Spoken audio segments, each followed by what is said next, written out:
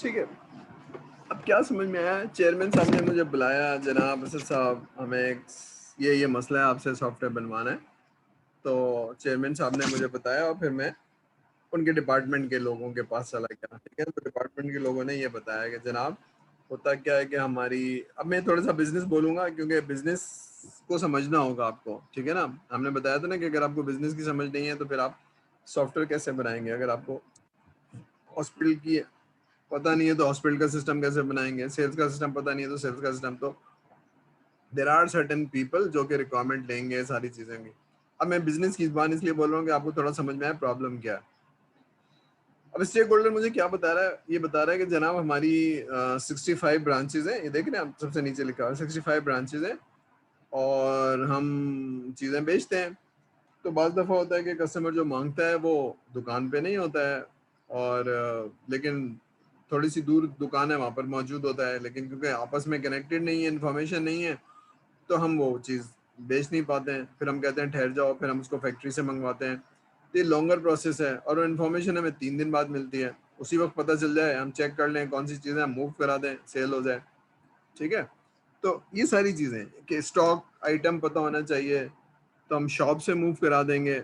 अब अगर ऐसा है तो हम 10% 12% सेल्स इंक्रीज कर सकते हैं, लेकिन हम क्योंकि पास आइटम नहीं होता है हम मना कर देते हैं, नहीं हमारे पास तो नहीं है। ठीक है, फिर वो कस्टमर कहीं और से ले लेता है। ठीक है, तो अब ये सारी चीज़ें हैं, और ये इन्फॉर्मेशन अगर हमें शाम तक पता चल जाए तो दूसरे दिन हम जो आके दुकान पे उसको खुद ही बेच देंगे। ठीक है, अच्छा ये कंज्यूमर प्रोडक्ट नहीं है, एक्चुअली दुकानों पे बेचते हैं, ये वेयर हाउस से निकाल के दुकानों पे बेचते हैं। तो वेयर हाउस, ठीक है, तो दूसरे दिन बेच देंगे, तीसरे दिन बेच देंगे, लेकिन 15 दिन इंतजार नहीं करेंगे। तो बात समझ में आ रही है कि अब हम जो है वो फैक्ट्री की चीज़ें बेचते हैं, चिप्स बेचते हैं, और दुकान वाला कहता है कि जी फलानी चीज़ नहीं है, हम कहते हैं नहीं यार वो तो नहीं है, लेकिन हम कहते हैं फिर वो 1 हफ्ते बाद आएगी क्योंकि फैक्ट्री से आएगी। अब ये सारी चीज़ें क्या हैं, उसने बताया।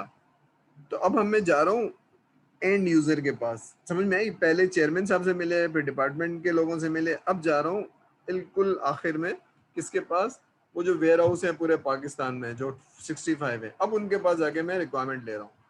क्या चाहिए, क्या चीज़ होनी चाहिए, क्या नहीं होनी चाहिए, फंक्शनैलिटीज़ क्या चाहिए तुमको। तो उसने बताया कि जनाब ये 4-5 चीज़ें होनी चाहिए, स्टॉक आइटम क्या है हमारे पास, बिक क्या गया है, क्रेडिट क्या है, ये फंक्शनैलिटी चाहिए हमको।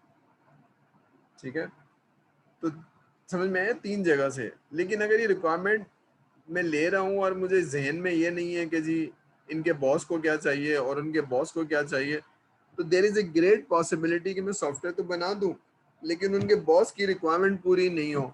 बॉस की रिक्वायरमेंट पूरी नहीं होगी तो ऑर्गेनाइजेशन को फायदा नहीं होगा, सेल्स इंक्रीज नहीं होगी। ये बात सही है। इसलिए रिक्वायरमेंट इंजीनियरिंग क्या सिखा रही है कि रिक्वायरमेंट लेने से पहले आप स्टेक होल्डर को समझें, उनकी नीड को समझें और नीड टॉप से समझें। ठीक है, वरना आप गलती करेंगे। अच्छा मैं एक एग्जांपल से समझाता हूँ। मैं अभी एक कहीं बैठा हुआ था, एक हेड ऑफ आईटी बहुत परेशान थे। मैंने कहा क्या हुआ, कह लेंगे सर साहब एक हमारे चेयरमैन साहब ने कहा कि ये हमारा हॉस्पिटल है, जाके सॉफ्टवेयर बनाओ। तो मैं जब उनके पास जाता हूँ तो मुझे रिक्वायरमेंट देते हैं और वो क्लियर है नहीं। 2 दिन बाद जाता हूँ तो फिर कहते हैं ये बना दो, फिर जाता हूँ तो कहते हैं ये बना दो, फिर जाता हूँ तो ये बना दो। यानी वो नीचे के लोगों से फंक्शनल रिक्वायरमेंट ले रहे हैं और परेशान है 2 महीने से। आपके ख्याल में क्या गलती कर रहे हैं?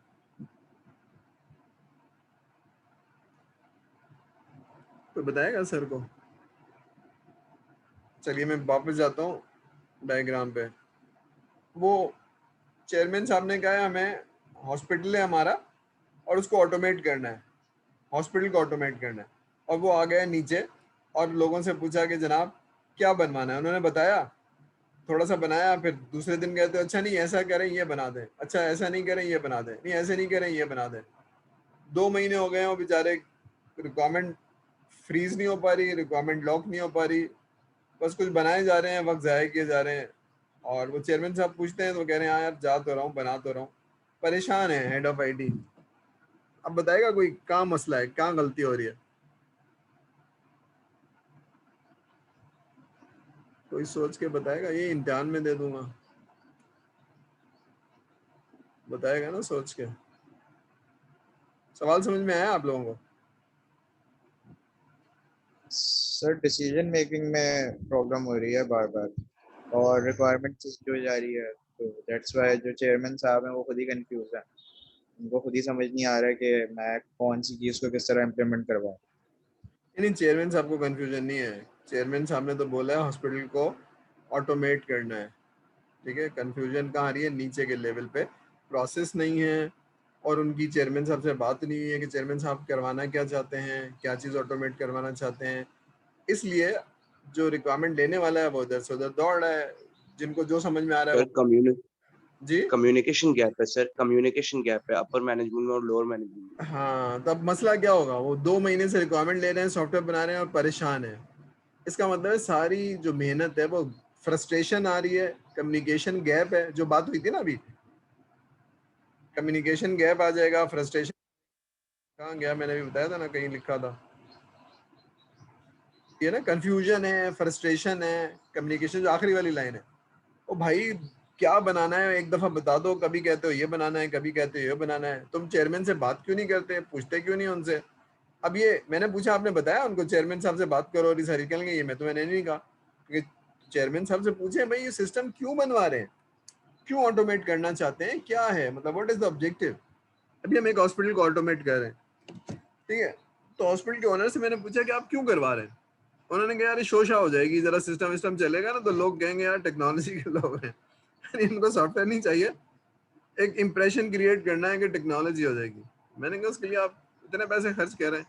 कहेंगे कितने खर्च होंगे यार, इसमें कंप्यूटर लगाना है, ये लगाना है। मैंने कहा नहीं भाई, आपकी सॉफ्टवेयर की रिक्वायरमेंट समझेंगे, डेवलप करेंगे, हम लोग सस्ते लोग नहीं है, हम बना के देंगे और सारा कुछ है। तो पर मंथ अप्रोक्सीमेटली इतना खर्चा आएगा और 4 महीने का इतना आएगा। उन्होंने जब कॉस्ट सुनी 15 लाख 20 लाख, मैंने कहा इसलिए कि आपको हम उससे वैल्यू देंगे, उससे आपकी।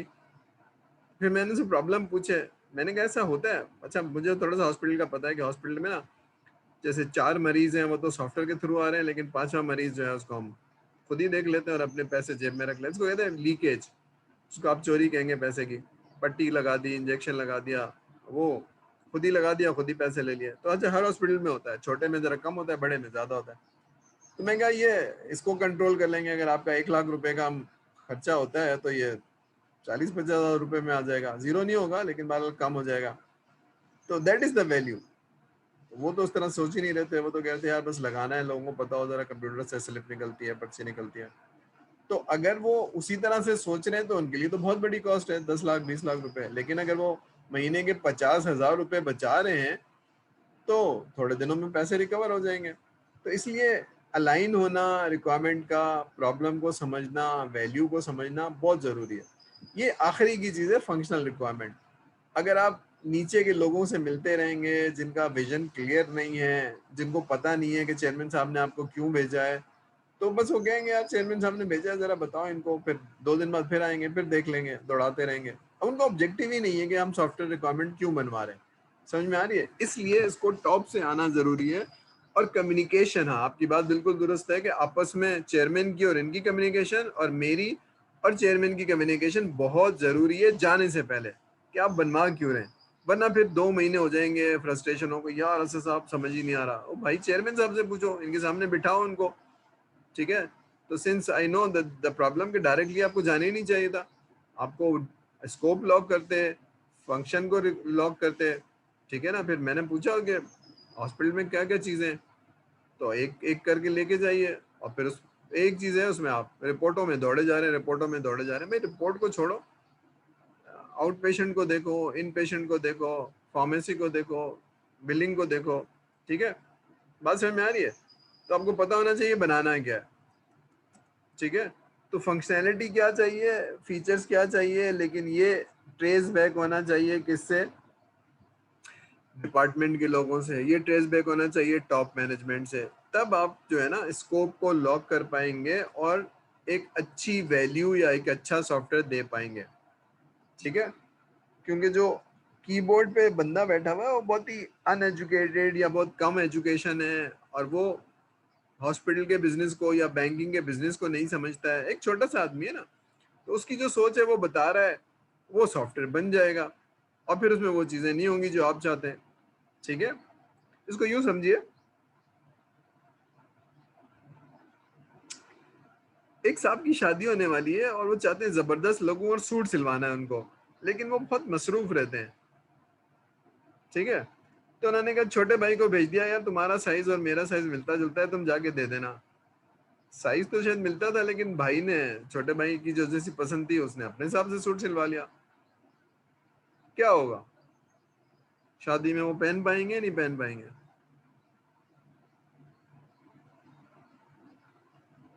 तो बताएगा सर को। सवाल समझ में आया?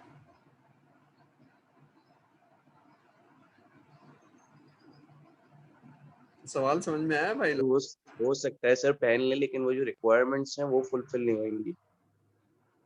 हाँ, जाहिर सी बात है, पर्सनैलिटी अलग है ना, उसकी पसंद नापसंद, उसकी अच्छा और कौन सा लगता है, उसको कौन सा अच्छा नहीं लगता है, तो उसी ने बताना था ना।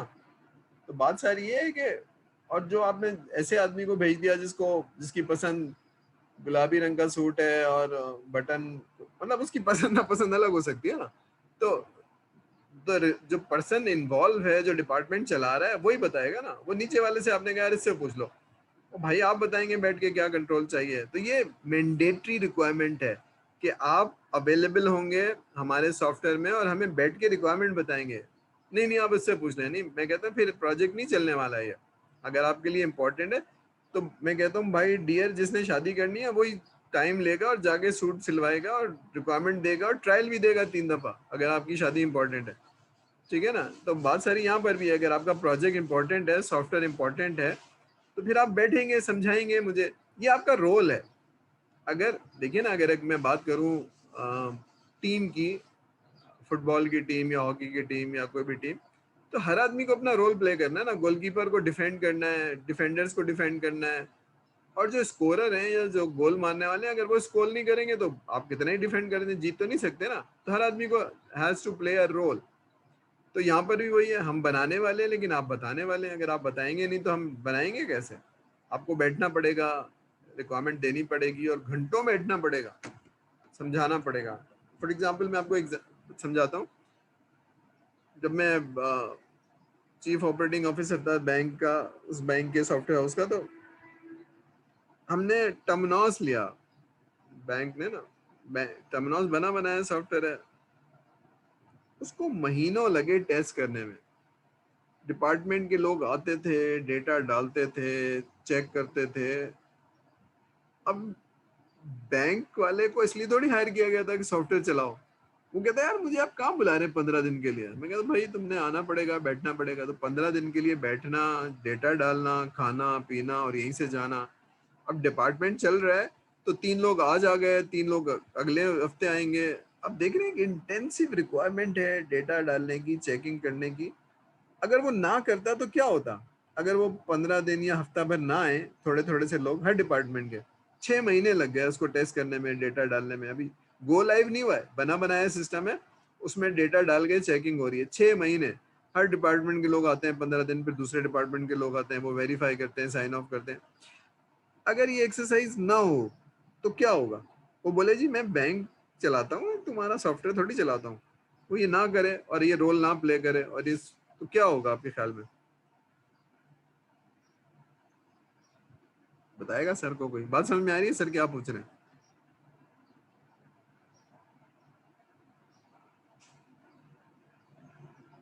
कोई सोच के बताएगा सर क्या पूछ रहे हैं, सवाल क्या है? सवाल समझ में आया? सर क्वेश्चन रिपीट कीजिएगा। हाँ, क्वेश्चन ये जैसे मैंने बताया ना कि देर आर डिफरेंट रोल। मैंने कहा एक टॉप का लेवल है स्पॉन्सर का, एक स्टेक होल्डर दरमियान के डिपार्टमेंट के लोग हैं, सबसे आखिर वाले रोल यूजर्स हैं। तो मैंने कहा कि हर आदमी को अपना रोल प्ले करना है, ठीक है ना। जैसे मैंने अभी एग्जांपल दी सूट वाले की, कि अगर वो टाइम नहीं देगा, बैठेगा नहीं, जाके अपनी पसंद नापसंद नहीं बनाएगा, तो सूट उसके हिसाब से नहीं बनेगा, छोटे भाई के हिसाब से बनेगा। तो everybody has to play his role. तो मैंने एक एग्जांपल दी कि एक बैंक है जो टर्मिनोस का सॉफ्टवेयर इंप्लीमेंट करा रहा है, जो बना बनाया सॉफ्टवेयर है। उसमें सिर्फ डेटा डालना है, टेस्टिंग करना है और गो लाइव करना है। अब बैंक में अगर 1,000 हैं लोग और 10 डिपार्टमेंट है, तो हर डिपार्टमेंट के लोग आएंगे, डेटा डालेंगे और उसको टेस्ट करेंगे और मेक श्योर करेंगे कि सिस्टम सही चल रहा है। उसके लिए वो 8-8 दिन सुबह से शाम बैठेंगे, खाएंगे पिएंगे, आईटी टीम के साथ अपना ऑफिस छोड़ के। तो मैं कह रहा हूँ वो रोल करेंगे और इसमें 6 महीने लग गए। हमने कैंप ऑफिस बनाया, उसमें डेटा डल रहा है, वेरीफाई हो रहा है। मैं कह रहा हूँ एक्सरसाइज ना करे, बोले मेरा काम थोड़ी है, ये है सवाल। वो अपना रोल प्ले ना करे, टेस्टिंग ना करे, डेटा ना डाले, वेरीफाई ना करे आईटी को, तो क्या होगा, ये सवाल है।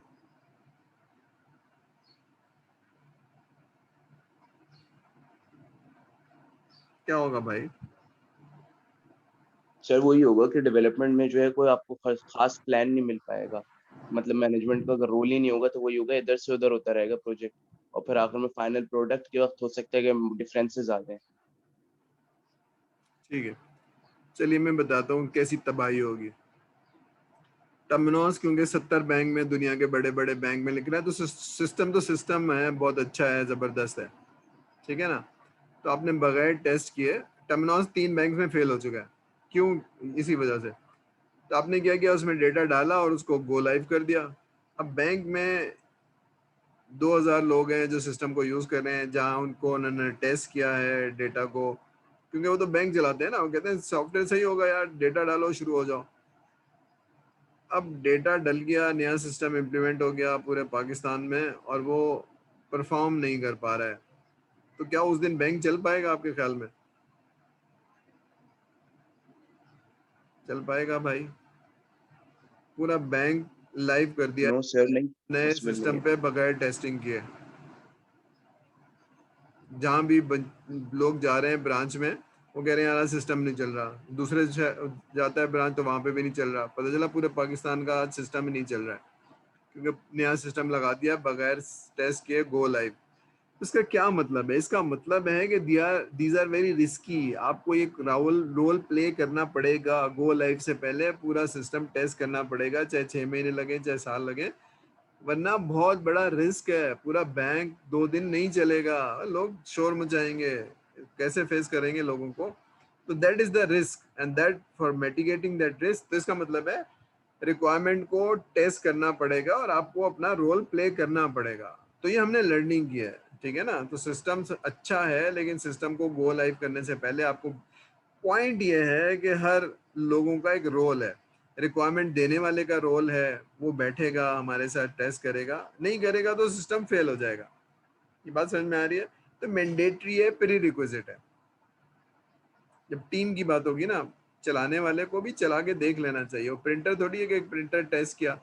फंक्शनैलिटी है भाई, पूरा बैंक है, पूरा सॉफ्टवेयर है, उसमें 10 स्क्रीन है मॉड्यूल 1 में, 10 स्क्रीन है मॉड्यूल 2 में, 50 स्क्रीन है। तो ये टेस्ट करना पड़ेगा कैपेबिलिटीज को, फंक्शनैलिटीज को, ठीक है। चलिए आगे चलते हैं। Non functional requirement. Non functional requirement क्या होती है? जो एनवायरनमेंट या क्वालिटीज, मसलन नीचे लिखी हुई है, रिलायबिलिटी, मेंटेनेबिलिटी, टेस्टेबिलिटी, ठीक है।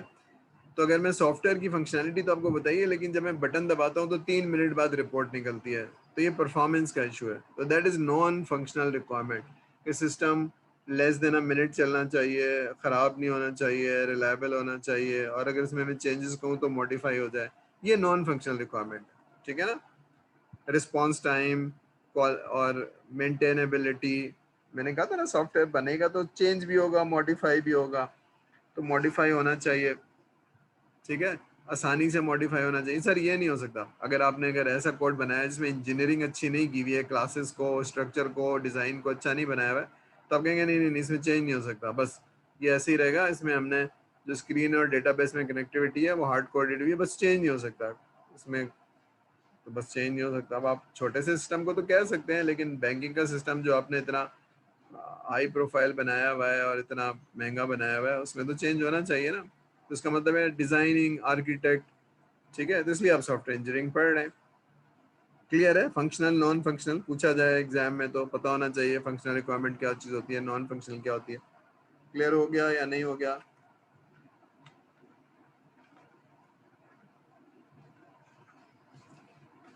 हो रहा है भाई?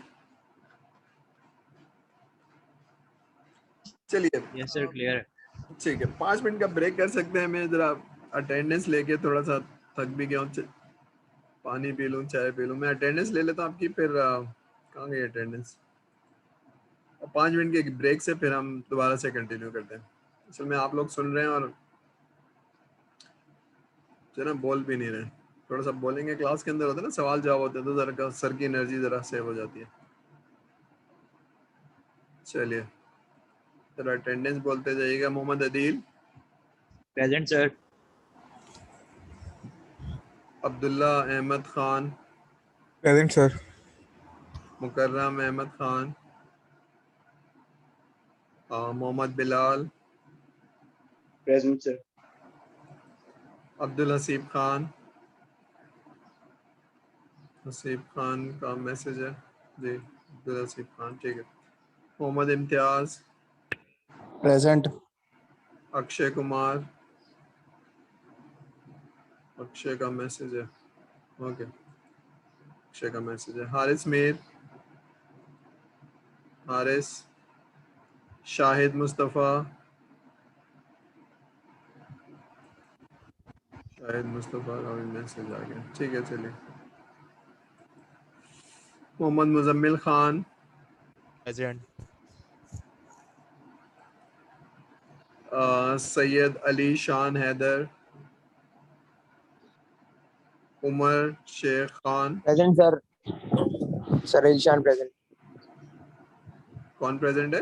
अली शान, अच्छा अलीशान। ठीक है ठीक है। अब्दुल समद वोरा, अब्दुल वाजिद, प्रेजेंट। ठीक है। किसी की रहेगी अटेंडेंस तो बता दें, अटेंडेंस किसी की मौजूद है और नहीं लगी। जी सर। मैं प्रेजेंट। जी सर मेरी एब्सेंट लगी हुई है, मुकर्रम अहमद खान। मुकर्रम अहमद खान एब्सेंट क्यों लगी हुई है यार? सर को कोई दुश्मनी है? आपने सर बोली नहीं होगी? सर वो डिस्कनेक्ट हो गया था मेरा, मैं गया हुआ था वैक्सीनेशन के लिए, इस वजह से। हाँ तो ये बात तो सही है ना, जब आवाज नहीं आएगी तो सर कैसे अटेंडेंस लगाएंगे भाई? आप ये बताइएगा। Sorry sir. हाँ बस, आप कहते हैं ना मेरी अटेंडेंस। चलिए खैर, पढ़ाई शुरू कर लेते हैं दोबारा से। फंक्शनल नॉन फंक्शनल रिक्वायरमेंट अच्छा समझ में आ रही है? क्योंकि यही सीधे सवाल एग्जाम में हो जाएंगे कि जी रिक्वायरमेंट कैसे ली जाती है, रिक्वायरमेंट इंजीनियरिंग क्या होती है, functional requirement non functional requirement क्या होती है। तो समझ में आए तो फिर इसको रिवाइज कर लेंगे, रिटेन करेंगे, ठीक है ना। हम भी एक टीम है, मेरा काम पढ़ाना है और आपका काम सीखना है, ठीक है ना। तो अगर हम एज ए टीम काम नहीं करेंगे तो फिर वो सीखना सिखाना नहीं होगा। तो ठीक है, तो जो चीज नहीं समझ में आ रही सर से पूछिए, कोई चैलेंज आ रहा है, समझ में आना होगा ना तो फिर इंजॉय करेंगे, समझ में नहीं आएगा तो फिर आदमी दूर हो जाता है, कहता है बस एग्जाम पास करना है, ठीक है। तो ये बहुत इंपॉर्टेंट कोर्स है, जब आप प्रोफेशनल लाइफ में जाएंगे तो इसकी टर्मिनोलॉजीज, इसकी अंडरस्टैंडिंग, ठीक है, काम आती है, ठीक है। तो अब फंक्शनल नॉन फंक्शनल रिक्वायरमेंट समझ में आ गई या नहीं समझ में आई? अगर आ गई तो हम आगे चलते हैं, ठीक है। सिक्योरिटी, टेस्टेबिलिटी क्लियर हो गई है? फिर से समझा दूं, दोबारा से समझा दूं? क्लियर है भाई?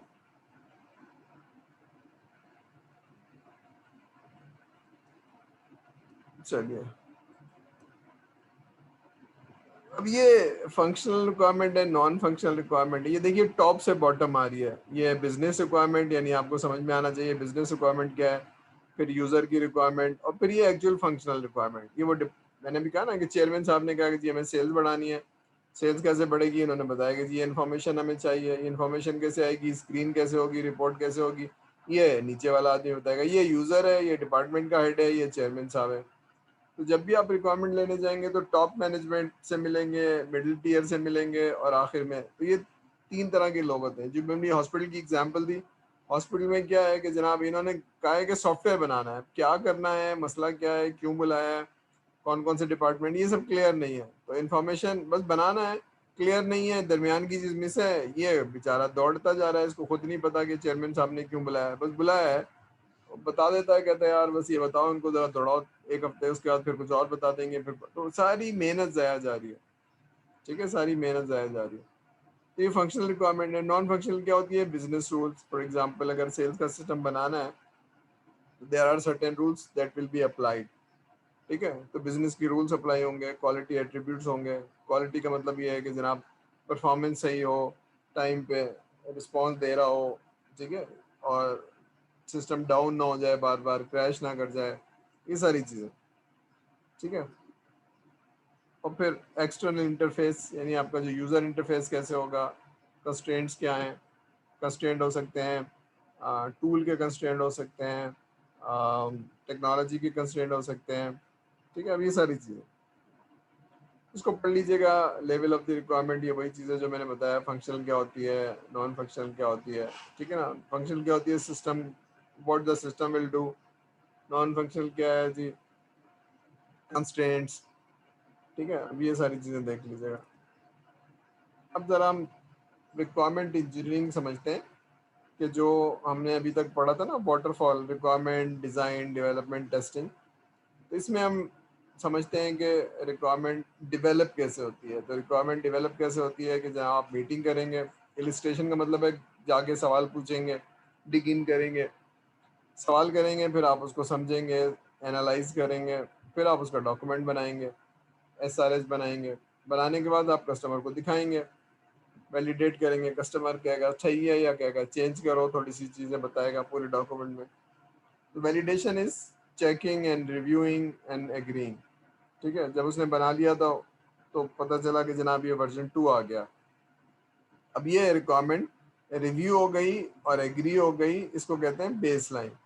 अब ये डेवलपमेंट में चली गई, डिज़ाइन का, ठीक है। तो यहाँ पर चेंज नहीं होनी चाहिए, ट्रेस होनी चाहिए और चेंज नहीं होनी चाहिए। फिर ये वाली रिक्वायरमेंट किसने बताई थी, बिजनेस ने बताई थी। किसने लिखी है, रिक्वायरमेंट इंजीनियर ने। किसको दे रहा है, डेवलपमेंट टीम को या इम्प्लीमेंटेशन SMEs को। देख रहे हैं कम्युनिकेशन लेते वक्त कितनी फ्रस्ट्रेशन थी, मैंने बताया था। अब यहाँ पर अगर इनको समझ में नहीं आएगी तो ये एक फ्रस्ट्रेशन है, कन्फ्यूजन है। तो आप देख रहे हैं रिक्वायरमेंट लेना ह्यूमन बीइंग से और डॉक्यूमेंट करना और फिर देना ह्यूमन बीइंग को, तो ये ह्यूमंस आर इन्वॉल्व। तो communication and human ego and, अब ये चीज़ें अगर आप हैंडल नहीं करेंगे तो सॉफ्टवेयर बन नहीं पाएगा। लोगों से काम लेना एक मुश्किल काम है, ठीक है। तो रिक्वायरमेंट को मैनेज करना, और इनटेंजिबल होती है, नज़र नहीं आती। अब ये सारे चैलेंजेस हैं, ठीक है। तो विद दिस चैलेंज हम जाएंगे। यहाँ तक बात समझ में आ रही है, सॉफ्टवेयर डेवलपमेंट क्या चीज़ होती है, मैनेजमेंट क्या चीज़ होती है। डेवलपमेंट यानी आप पूरी रिक्वायरमेंट ले लें, कोई चेंज ना हो, वेरीफाई करवा लें, और फिर आप सॉफ्टवेयर डेवलपमेंट कर लें। उसका पॉसिबिलिटी ये कि यहाँ रिक्वायरमेंट चेंज नहीं होनी चाहिए। अगर चेंज हो तो आप उसको कंट्रोल करें। कैसे करेंगे, आप एक डॉक्यूमेंट बनाएंगे, अप्रूवल लेंगे लोगों से, वो अप्रूव कर दें तो फिर आप कर देंगे, ठीक है। पढ़िए ज़रा, मैं समझाता हूँ कि रिक्वायरमेंट, ये वही बात है कि रिक्वायरमेंट बिजनेस से शुरू होनी चाहिए और फिर फंक्शनैलिटी पे जानी चाहिए। पढ़ लीजिए।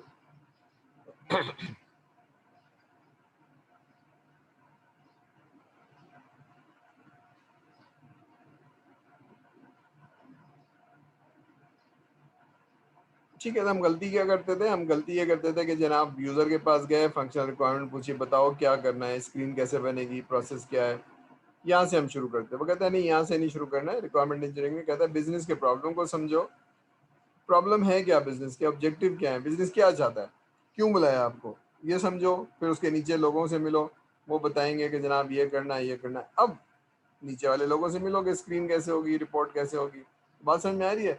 सबसे ऊपर ये बिजनेस ऑब्जेक्टिव, फिर स्टेक होल्डर रिक्वायरमेंट, और फिर functional and non functional requirement. तो अगर आपसे पूछा जाए कि रिक्वायरमेंट के लेवल कैसे कितने होते हैं, तो आप बताएंगे 3 लेवल होते हैं, ठीक है ना। कि कौन कौन से, सबसे ऊपर ये वाला है, उसके बाद ये वाला है, उसके बाद ये वाला है, ठीक है। अब ये क्यों है, इसकी वजह समझ में आ गई जो सर ने एक्सप्लेन किया। लेवल तो पूछ लिए जाएंगे, लेकिन ये क्यों है ये आपको पता होना चाहिए कि लेवल क्यों होते हैं, क्यों होते हैं भाई, तो बताएगा सर को। अब ये थोड़ा सा पढ़ लीजिएगा, पूछ लीजिएगा। What are quality attributes, implementation priorities. अच्छा, रिक्वायरमेंट तो रिक्वायरमेंट होती है, लेकिन कुछ चीजें ऐसी होती है जो आपको पता होनी चाहिए, जो मीनिंगफुल होती है। मसलन रिक्वायरमेंट अगर किसी बॉस ने दी है और चेयरमैन ने दी है, तो उसकी प्रायोरिटी